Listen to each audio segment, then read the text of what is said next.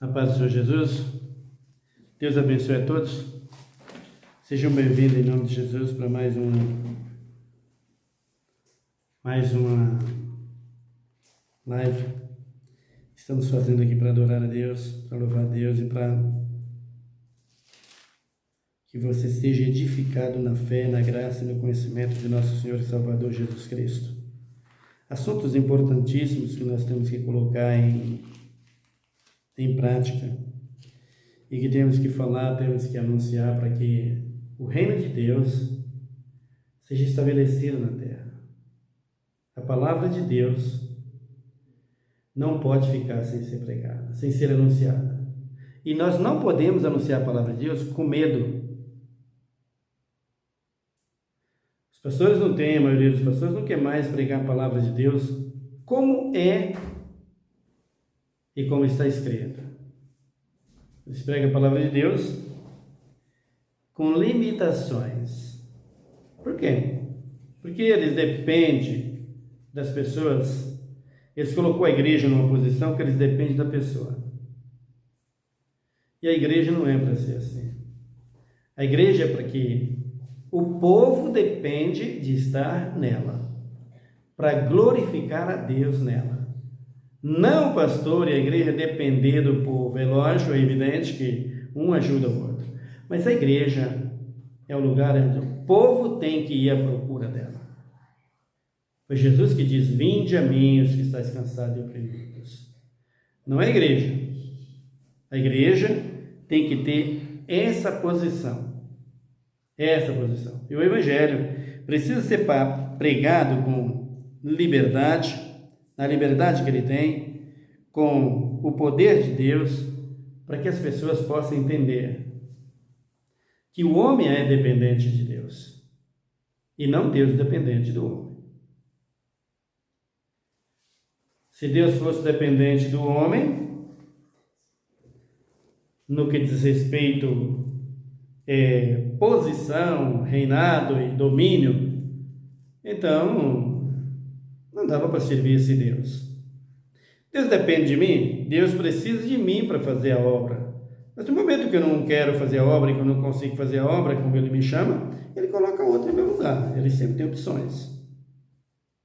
Então, queridos, o Evangelho tem que ser pregado como ele é. E nós precisamos atentar para isso. Precisamos ser determinados e corajosos. Saber o que nós queremos no reino de Deus. O que nós precisamos fazer todos os dias da nossa vida é isso. Então, eu tenho falado aqui sobre um assunto muito delicado, que é as características de Satanás. Qual é a função de Satanás?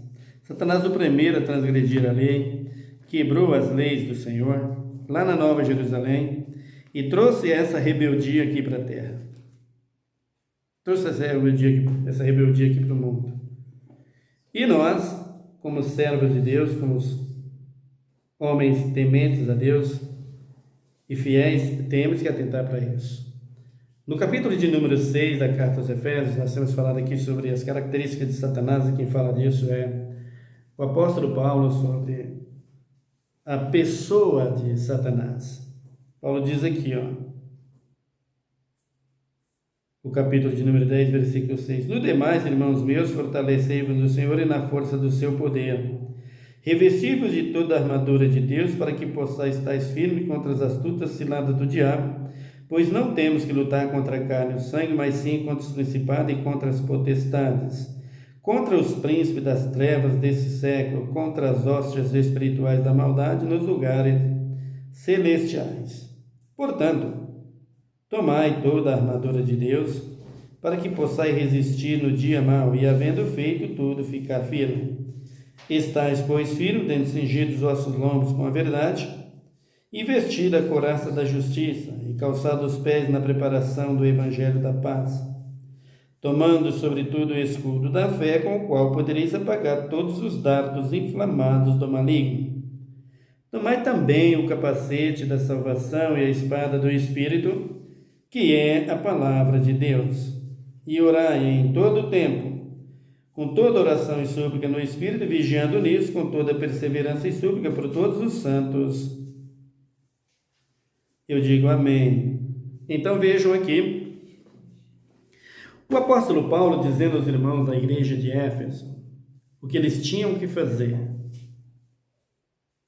Você já viu lá no capítulo de número 2, como era essa igreja transgrediu, essa igreja regrediu, digamos assim, saiu do primeiro amor, saiu da verdade, saiu da disciplina, saiu da doutrina, saiu do ensinamento correto, deixou de ensinar a verdade, se misturou com as fábulas, com a idolatria, com o engano, com as fábulas e mentiras de Satanás, e acabou voltando atrás.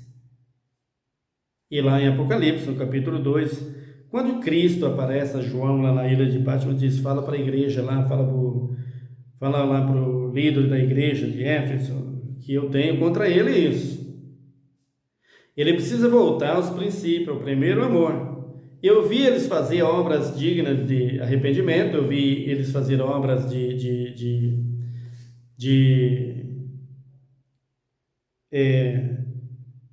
boa aceitação diante de mim, perante a sociedade, perante o povo, e eu vi eles trabalhando por misericórdia, por graça, e eu aceitei, para mim, estava dentro do meu plano, do meu projeto, mas eu vejo agora que eles saiu fora. Fala para eles voltarem, porque se eles não voltarem, o que eles fez de bom não vai valer nada. Eu vou desconsiderar tudo. Então, queridos, é bom você saber. Quando você vai para o Evangelho, quando você chega no Evangelho, que você sai das mãos de Satanás e você vai para o Evangelho, eu quero dizer isso para toda a raça humana. Se você não está em Cristo Jesus, no Evangelho você está nas mãos do diabo. Não, mas eu não mato, eu não roubo, eu não adultero, eu não faço isso, eu falo mal de ninguém. Você está na mão dele. Não adianta. Paulo diz, todos pecaram. Destituídos estão da glória de Deus.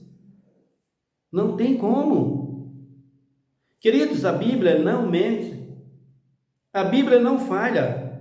O problema que há hoje, e que sempre teve, mas agora aqui no Brasil está terrível, é que as pessoas estão interpretando a Bíblia como eles querem. Eles fazem da Bíblia um livro comum.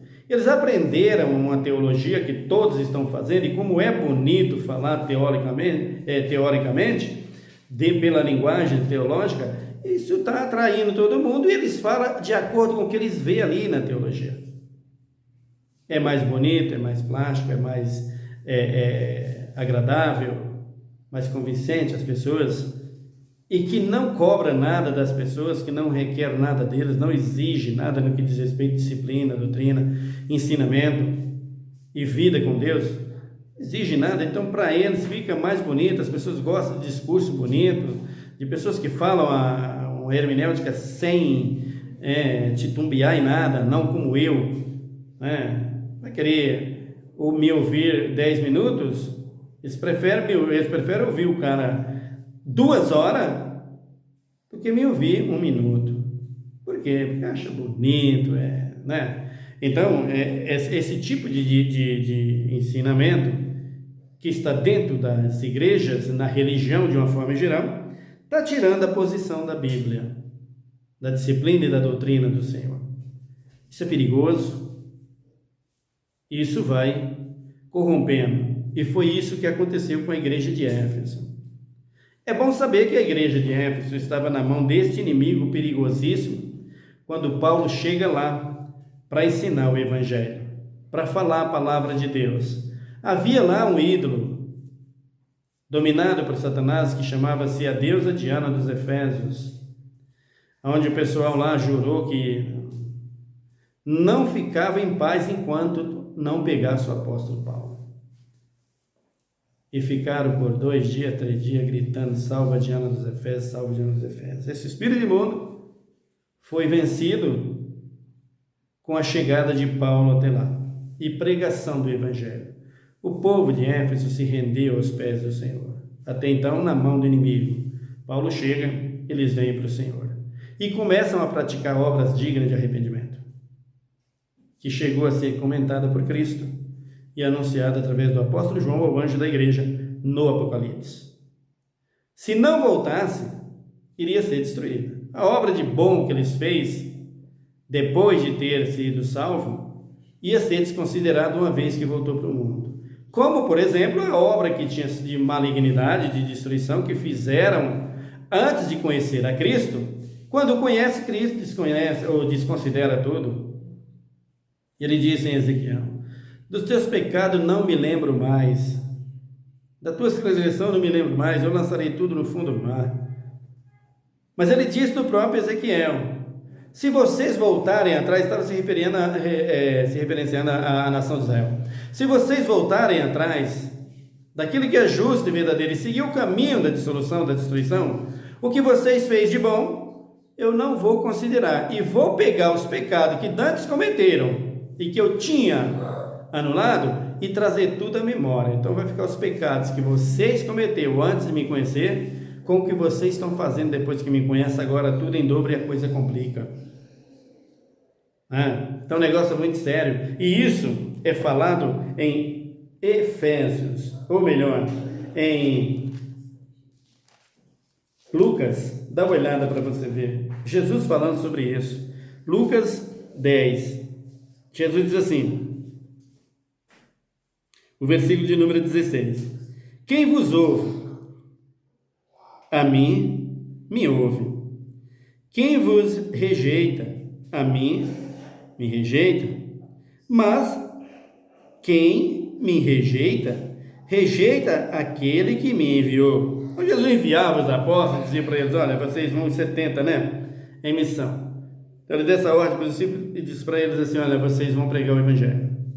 Se as pessoas não aceitarem vocês, as pessoas não estão aceitando a mim.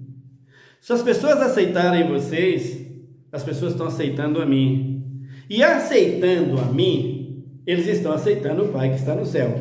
Veja que o Evangelho, meu querido, é uma ligação, é uma corrente, né, entre Cristo e o servo fiel, e o Espírito Santo. Então, não é um brinquedo, sabe, uma fantasia, não, tá? Uma história de carochinha, coisa parecida, não é nada disso. O Evangelho é fato real. O Evangelho é a vida. A vida do planeta e de toda a existência dele, que está nele, é o Evangelho. Sem o Evangelho, ele deixa de existir. Bem como vai acontecer em breve, né? Então ele diz aqui: se vocês me rejeitam, se eles me rejeitam vocês, rejeitam a mim. Aí os discípulos vão cumprir a missão. E quando os discípulos voltam, eles falam para Jesus, versículo 17: voltaram os 70 com alegria, dizendo: Senhor, pelo teu nome, até os demônios nos submetem.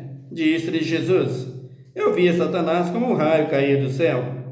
Eu vos dou autoridade para pisar de serpentes e escorpiões e toda a força do inimigo, e nada vos fará dano algum. Mas não vos alegreis, porque os espíritos vos submetem. Alegrai-vos antes, por estar o vosso nome escrito no livro da vida. Naquela mesma hora, alegrou-se Jesus no Espírito Santo e disse: graças te dou, Pai, Senhor dos céus e da terra, que escolhestes essas coisas aos sábios e entendidos e as revelastes às criancinhas. Assim é o Pai, porque assim te aprouve. Tudo me foi entregue por meu Pai. Ninguém sabe quem é o Filho, senão o Pai, nem quem é o Pai, senão o Filho, e aquele a quem o Pai o quer revelar. Voltando-se para os discípulos, disse-lhes em particular: bem-aventurados olhos que vos veem o que vos vede, pois vos digo que muitos profetas e reis desejaram-vos ver o que vedes e não viram, e ouvir o que você ouve, não ouviram. Então Jesus diz para eles assim: olha, vocês precisam estar mais alegres, porque eu dou autoridades a vocês para expulsar os demônios. Eu dou autoridade a vocês para pregar a minha palavra. Os demônios vão obedecer vocês. Eu estou determinando que os demônios vão obedecer vocês e vocês vão expulsá-los de todos. Mas não se alegre somente porque eu estou dando essa autoridade e porque vocês têm essa autoridade. Alegrem-se, porque o nome de vocês está escrito no livro da vida. Alegrem-se por ter o privilégio de me conhecer. Os apóstolos estavam de frente de Jesus, andando com ele, comendo com ele, vendo ele pregar e falar e anunciar. Os profetas não tiveram esse privilégio e ele aqui fala para os apóstolos. E quando chega mais para frente, quando ele está falando para aquela multidão, ele fala para aquela mulher, que diz para Jesus: bem-aventurados os peitos que te amamentaram, o vento que te trouxe, os peitos que te amamentaram. E Jesus diz para ela: não, mulher, não é esse o bem-aventurado. Bem-aventurado é aqueles que não me conhecem, é aqueles que não me veem como vocês estão vendo, mas quando o evangelho é pregado a eles, eles aceitam. Esses são bem-aventurados. E aí, ele traz a lição para nós. Então, o que Jesus está trazendo como lição aqui sobre a vida no Espírito? A vida no Espírito não é uma vida desapercebida do mundo espiritual. A vida no Espírito não é a vida que nós estamos levando aqui. Quem gosta dessa vida que nós estamos levando aqui, que a humanidade está levando aqui, é o inimigo. Quem gosta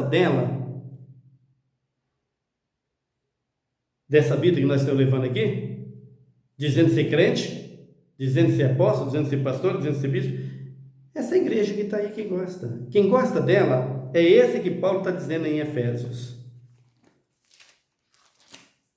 Esse aqui que Paulo está dizendo aqui em Efésios. Você tem que se cuidar contra as astutas ciladas do diabo. Quais são as astutas ciladas do diabo? Aqui tem uma, Paulo dizendo aqui, no versículo de número 12. Pois não temos que lutar contra as astutas ciladas do diabo, e sim contra os principados e contra as potestades, contra os príncipes das trevas desse século, contra as hostas espirituais da maldade nos lugares celestiais. Meu querido, deixar o evangelho e entrar no caminho do mundo, dentro de uma igreja, Pedro já disse lá na sua carta, e Hebreus 10 também diz, como em toda a Bíblia, é melhor você não conhecer o caminho do Senhor, do que conhecendo e voltar atrás. Jesus está expulsando um demônio, está lá em Lucas 11, se não me engano. Dá uma olhada. E ele diz assim, expulsou o demônio. E quando ele expulsa o demônio, o menino era mudo e surdo. Quando ele expulsa o demônio, o menino fala e ouve. E a multidão ali começa a questionar Jesus. Começa a criticar Jesus, dizendo, você expulsa demônio pelo dedo de Beelzebul, príncipe dos demônios. E Jesus disse, não faço isso para Beelzebul. Eu faço isso pelo dedo de Deus. E se eu faço isso pelo dedo de Deus, certamente a voz é chegar do reino dos céus. Aí ele lança uma coisa para aqueles fariseus e para os seus apóstolos. Quando o espírito imundo tem saído do homem, anda por lugares árduos, buscando repouso. A lugares árduos significa regiões celestiais sem habitação. Os demônios não têm habitação, irmãos. Os demônios não têm onde repousar. Por que Satanás faz toda a questão de dominar os homens? Porque é o lugar de repouso dos seus demônios. Os demônios só podem habitar no corpo humano. Eles não habitam num corpo animal. Vocês conhecem o endemoniado gadareno, já disse isso para vocês aqui, você conhece muito bem. E você sabe que aqueles demônios, quando Jesus expulsou, pediu para entrar nos porcos, os porcos não resistiu e morreram descendo um despenhadeiro, caiu no lago, morreu afogado. Quem morreu foi os porcos, os demônios não morrem. Só vai acabar no lago de fogo. Então, Jesus está dizendo ali, e quando essa pessoa que veio para o Evangelho, recebeu a graça de Deus, o livramento, os demônios foram expulsos, e eles ficou vagando sem morada. Aquela pessoa passou a ser templo do Espírito Santo. Mas olha a cilada de Satanás aí. Satanás, ele fica observando, irmão, Satanás não desiste do ser humano. Até depois do ser humano morto, ele vai esperar no dia do trono branco levantar-se na segunda ressurreição para ele tentar a pessoa. Não desista, só vai acabar no lago de fogo. Então, Paulo disse aqui, não temos que lutar contra carne e sangue. Então a pessoa vem para o Evangelho, eles fogem. E quando a pessoa volta para o mundo outra vez, como é que fica? Os demônios ficam observando. Satanás logo avisa. Por que Satanás designou demônios e deu autoridade e deu cargo no seu reino para eles executar a obra de matar, roubar e destruir? Por quê que ele fez isso? Porque ele sabia que só podia vencer a Jesus se vencesse o homem. E vencendo o homem, ele teria o controle do planeta, no que diz não terreno, mas no controle do planeta, no que diz respeito humano, e aí ele firmava o seu trono em cima disso. Em cima do homem ele cria tudo, ele faz tudo. Então o que ele fez aqui, Mas sim contra principados e potestades. O que ele faz? Principado é um espírito imundo de alta patente, de uma patente mais elevada do que os outros? Sim. Isso é um principado. Tem principados no Brasil? Sim, tá repleto de demônios que são principados. Será que lá em Brasília tem, entenda a igreja tem, quanto mais lá? Que dirá lá, em todo lugar. Cuidado que na casa no pai de família também pode ter, se não tiver em Cristo. Não brinque com o diabo não, querido, eu não brinco com o diabo.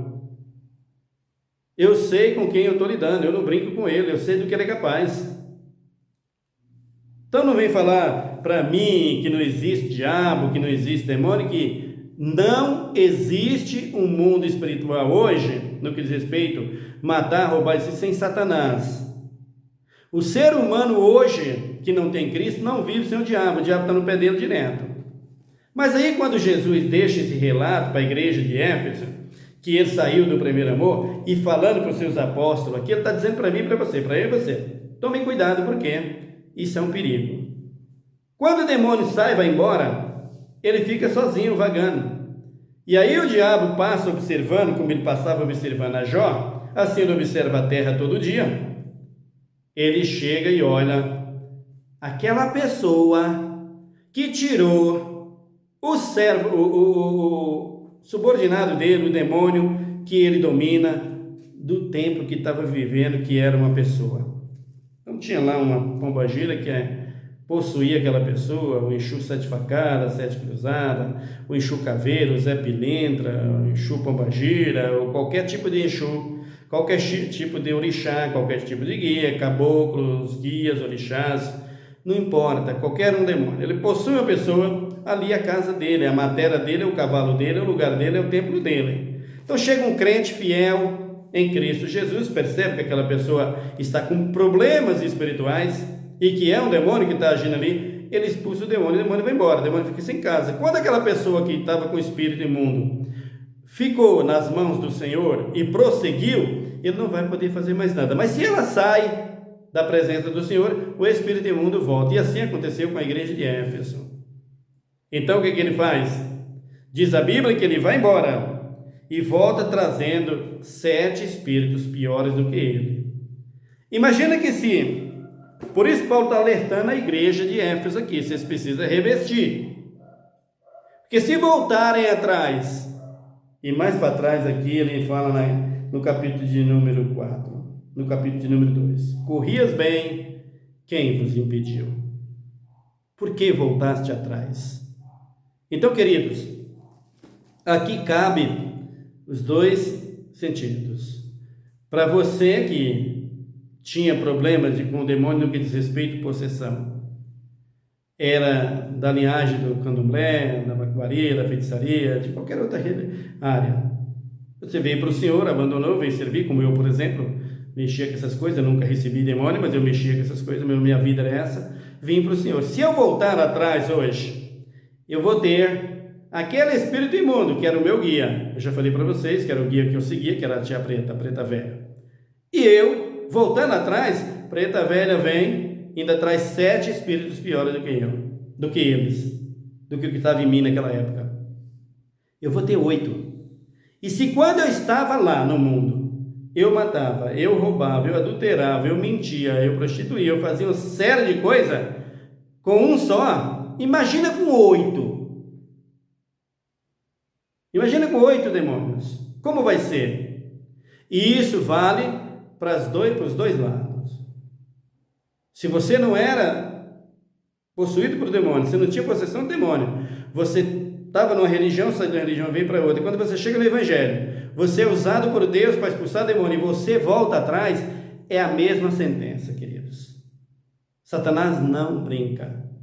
Ele volta com 7 espíritos piores e a pessoa vai ser habitada por 7 demônios. Irmãos, imagina 7 demônios no caminho de uma pessoa.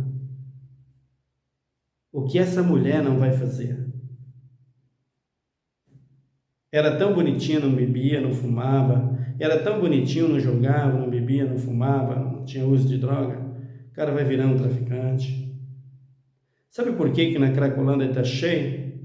Por causa disso. Ex-crente, filho de pastores. As prisões estão repletas de pastores. Está lá. Eu visito, queridos, presídios. Está lá ex-pastores. Mataram a mulher. Fizeram isso, fizeram aquilo, um monte lá dentro. Por quê? Astuta cilada do diabo. Se não vigia, o diabo vai lá e pega. Se não observa as coisas de Deus, o diabo vai lá e pega. Pega a sua mente, coloca na presença de Deus e tenha autodomínio. O que tem que enfrentar, enfrenta. O que tem que encarar, encara. O que tem que assumir, assume. É o que Deus gosta, isso. O que Deus espera de mim, de você, é isso.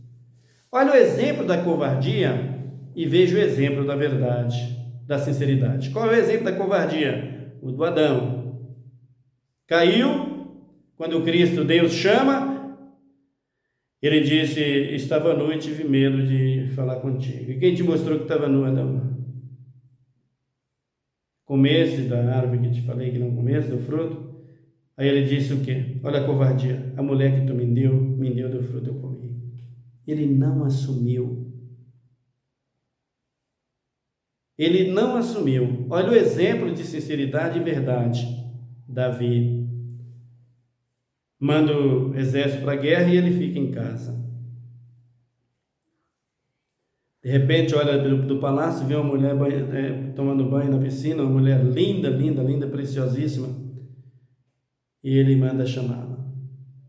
Mulher do maior amigo, que estava lá na guerra. Quem era a mulher de Urias, Batseba? Você já conhece bem a história, Samuel? Segundo Samuel. Então, o que o Davi faz? Deita-se com ela. Engravida a mulher. Quando ela estava beijada, chega e fala para Davi, estou grávida, Davi. Davi dá um banquete, faz uma festa, um churrasco, chama Urias e manda que Urias embebeda para que ela deita com ele, para falar que o filho era dele. Mas a justiça divina não falha, querido. Se errou, assume. Assume. Se falhou com Deus, assume. Por isso ele estava dizendo para a igreja de Éfeso, e Paulo estava revestindo a igreja de Éfeso aqui, cuidado, porque Satanás não brinca. Tirei vocês das mãos dele. Reveste da armadura. E os homens de Efésios caíram E lá em Apocalipse, Jesus traz a cobrança. Se não voltar ao primeiro amor, vou desconsiderar tudo vocês. E quando visitar vocês, eu acabo com vocês. Então, quando o Urias embebeda, ele não vai deitar com Batseba. Ele não deita. Davi chega no dia seguinte e pergunta para Batseba, e aí ele deitou? Ele falou, não. Batseba disse, ele não deitou, ele não quis. Urias explicou tudo para Davi. Imagina se eu vou beber, eu vou ficar fazendo farras, eu vou ficar fora, desapercebido dos inimigos que estão na nossa direção, deixando meu rei em perigo. Escudeiro fidedigno, né? Urias. E aí Davi disse agora. Olha o que ele faz. Chama os seus homens e diz, coloca Urias na frente da guerra e não dê proteção para que os filisteus o mate. E foi o que aconteceu. Deus viu. E quando Deus manda o profeta Natan falar com Urias, quando o profeta chega lá, o profeta diz tudo sobre aquele que você já conhece, para o Davi. Agora veja a justiça de Deus. Quando o profeta diz, olha Urias, olha Davi, há um homem muito rico, não falta nada, uma vida regalada, riquíssimo, e é um homem mais pobre, seu amigo, tinha apenas uma ovelhinha, enquanto esse rico tinha milhares e milhares. Mas o rico vem, pega a ovelhinha daquele homem e deixa ele sem nada, desprevenido. E como se não bastasse, ainda manda matar o pobre do homem, Davi. O que você diz como rei? O que esse homem merece, Davi? O Davi, com toda a sinceridade no seu coração, porque era justo, fiel, disse, esse homem é digno de morte. Olha que o profeta fez o quê? Esse homem é você, Davi. E quando Davi recebe a notícia, dizendo, você fez isso com Urias, agora você vai ficar com Batseba pro resto da vida, você não vai soltar dela mais. Não vai desprezar. E Deus diz para Davi, tirei todas as mulheres de Israel, o que você fez, Davi? Você não vigiou, rapaz. Então, queridos, toma cuidado com o seu andar no Evangelho. Eu posso, o diabo não me pega, eu faço isso, eu faço aquilo. Olha o que Davi fez. Olha o que Paulo disse, miserável homem que sou, o bem que posso fazer, que quero fazer, não faço. Mas o mal que eu não quero, quando eu penso, já fiz. Vigia, a igreja de Éfeso estava recebendo de Paulo todas as orientações. Veja um exemplo, como é que nós vamos ter uma nação bem-sucedida? Se o interesse dos líderes, agora não sei esse presidente que está aí, mas o outro era só encher de arma. É o princípio do fim. Ou melhor, é o princípio de uma destruição total, de um fim terrível. É o princípio de uma destruição total, de um fim terrível. Por quê? Porque não temos que lutar contra essa carne e sangue. Irmão, quem se prepara para isso, está se preparando para a destruição. Mulher trai o marido já pensa logo o quê? Em matar. Já pensa fazer o quê? Em vingança. Mas Jesus mandou vingar como? Jesus nunca mandou fazer isso. Homem trai a mulher, nunca mandou vingar. O que Jesus mandou fazer foi isso. Deixa ela, vai casar-se com outra. Deixa ele, vai casar com outra. Vai viver a sua vida. Jesus mandou fazer isso com toda a verdade e certeza, sem medo de pecar errado. Digo isso, está lá. Mas com limites, hein? Tem vídeo sobre o casamento, você observa que você vai ver que está tudo detalhado na Bíblia.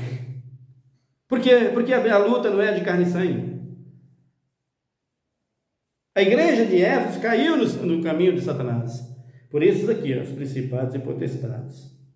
E aí Jesus, querendo trazer a correção a eles fizeram o que não era justo. Voltaram atrás. Assim o Davi, quando ouve aquilo do profeta, o profeta disse, é você. O Davi disse, eu pequei contra o Senhor, agora a espada do Senhor não sai da minha casa. Seja o que Deus quiser, estou aqui para isso. Eu errei, vou admitir. Admite, queridos, que há 5 anos atrás, as igrejas como as assembleias, as batistas, Deus é amor, outras igrejas, admite que vocês não eram o que vocês são agora. volta atrás, rever os princípios e siga o caminho da luz e da justiça divina, porque Cristo vai visitar a todos. Admite que está errado o que está fazendo. Admite que esqueceram o primeiro amor, porque esse aqui que não brinca em serviço, que são os principados e potestades, os potestades que são os demônios, esses aqui habitam na vida das pessoas. Eles não brincam. Eles andam buscando meio de destruir e destrói. Errou, querido? Assume o seu erro, volta no princípio, ou volta como Davi fez, no princípio, joga fora as obras infrutíferas das trevas e siga para a vida, porque há oportunidade para todos. Cuidado que o pecado tem limite. Ah, mas não tem limite para o pecado, para os homens e para a religião. Mas para Deus tem limite. Tem limite, sim, senhores. Principalmente a idolatria, feitiçaria. Principalmente quando se trata dos 10 mandamentos. O pecado tem limite diante de Deus. Cuidado com a blasfêmia contra o Espírito. Você pode perecer. Se errou, querido, assume o seu erro, volte atrás, renasce da cinza e prossiga para o alvo que é Jesus Cristo. Paulo nunca mais voltou atrás, prosseguiu. Os apóstolos nunca mais voltou atrás, prosseguiram. Você não pode voltar atrás, pode prosseguir na fé.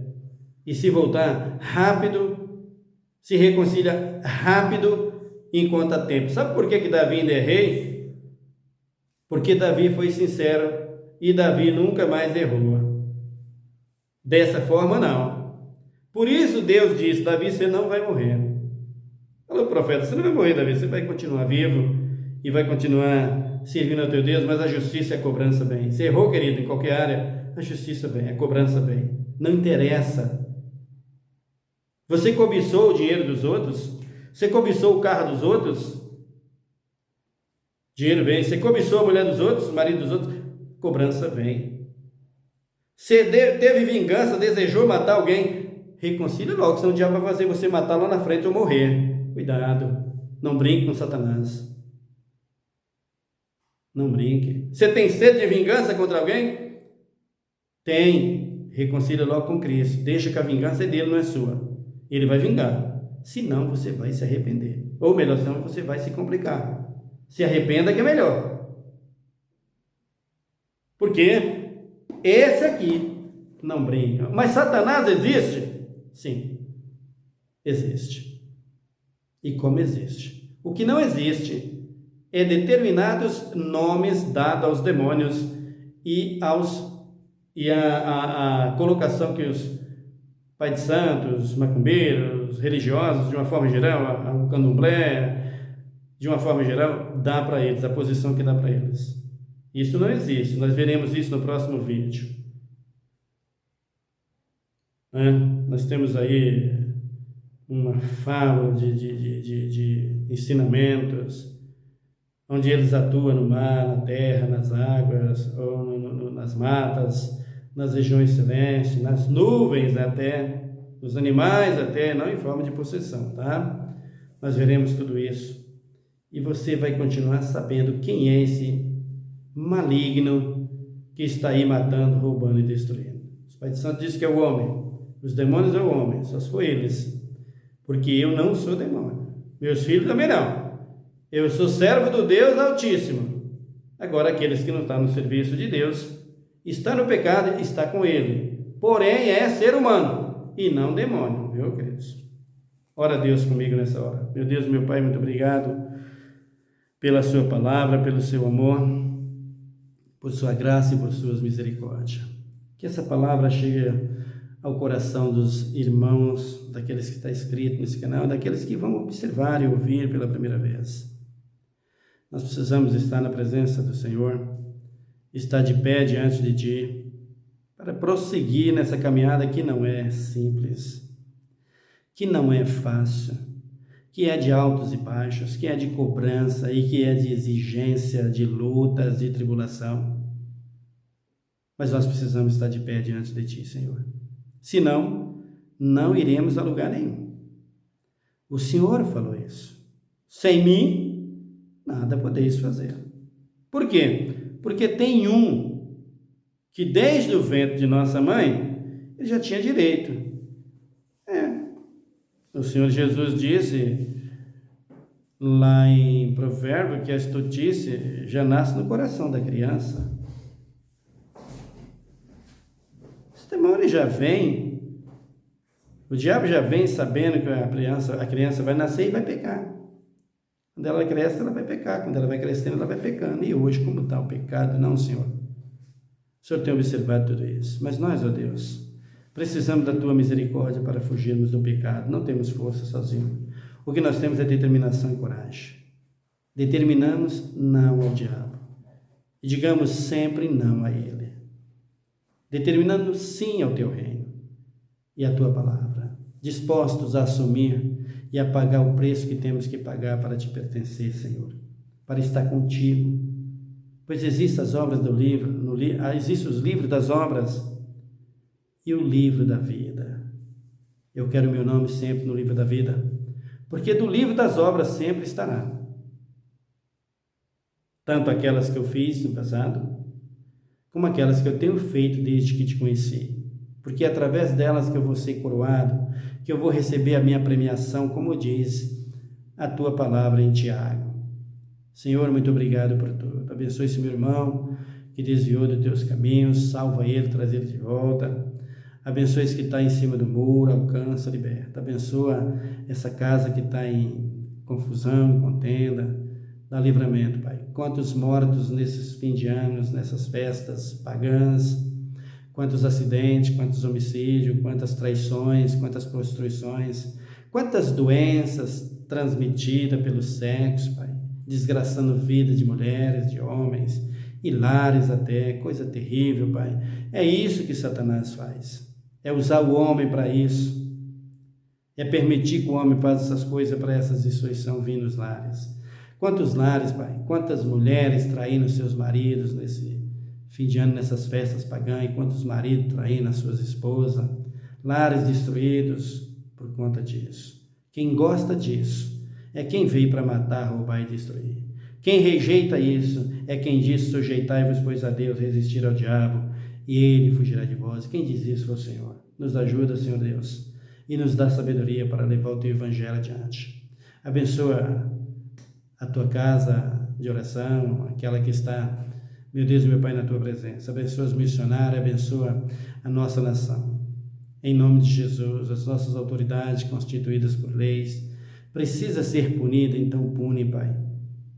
Olhos políticos, lembra de como Tu foi em Israel. Para tirar o mal, Pai, tem que começar pelos cabeças, não dá. Mal só se arranca cortando a raiz, a erva só tira ela da terra se arrancar a raiz. Muitos males na nossa terra hoje só se acerta, Pai, só se conserta se o Senhor pegar aqueles que fazem a lei, que é os políticos, vai em cima deles, vai atrás deles. Está na hora de punir, Senhor, como Tu punia os reis de Israel. E quando eles erravam, colocava outro lugar. Tem aí presidente na nossa nação, tem aí prefeito, tem aí governador, tem aí, meu Deus e meu Pai, senadores, ministros, deputados, ministros de todos os lados, deputados, todos eles estão aí, Senhor, na nossa nação. Se tiver que atingir, se tiver que punir, até com a morte, faça isso, para que aquele que sofre isso sirva de exemplo para aquele que está encostando, como Tu fazia em Israel. Assim nós vamos ver acertar muita coisa, inclusive o Teu Evangelho poder ser pregado como deveria pregar. A Tua igreja que entrou na política, pega os pastores e pune, Senhor. Tem misericórdia deles? Eu não, nem um pouquinho. Nem um pouquinho. No que diz respeito à vida humana, sim, mas no que diz respeito à vida espiritual, nem um pouquinho. Por quê? Que não tem, que não dá para ter? Porque o Teu Evangelho é sim e não. Ele saiu do sim para ir para o não. Então só tem uma saída, se punir. Não quer se arrepender, Senhor? Então pune. Assim o Senhor faça com os políticos. Não quer se arrepender para que a sociedade tenha paz e o pobre possa comer o pão, porque estão tirando. Só o Senhor para fazer isso, Pai. Não tem outra forma. Por isso a minha oração é essa. Visita os presídios, visita os lugares, meu Deus e meu Pai, de pessoas clínicas de recuperações, manicômios, asilos. Tenha misericórdia, Pai. Os leitos de dor, como UTI, hospitais, socorrem, tenha misericórdia. Tenha misericórdia da juventude brasileira. Qual é o futuro delas, Senhor? Só Tu sabes. Na mão dos políticos, qual é o futuro, Pai? Do jeito que está a cultura brasileira, a nossa nação. Do jeito que está o ensinamento. Onde irão os nossos jovens? Porque o incentivo político é mais para o caminho da destruição do que da vida. Mas o caminho da vida é o Senhor, e por isso eu oro para que eles entrem no caminho da vida, que é o Senhor, e sejam bem-sucedidos. Socorre, Pai. Quantos jovens deprimidos, quantos jovens que hoje, meu Deus e meu Pai, gostaria de calçar um tênis, mas não tem um emprego. E aí eles dizem, é porque não quer trabalhar. Não é não, Senhor, Tu sabe que não. Tu sabe que não. Poderia ser 1000 vezes melhor do que o que está aí. Socorra a nossa nação e sara a nossa terra. Cuida do nosso povo, Pai. Usa-nos em Tuas mãos, em nome de Jesus. Amém. Deus te abençoe, meu querido irmão. Até o nosso próximo vídeo. Fique em paz. Amém.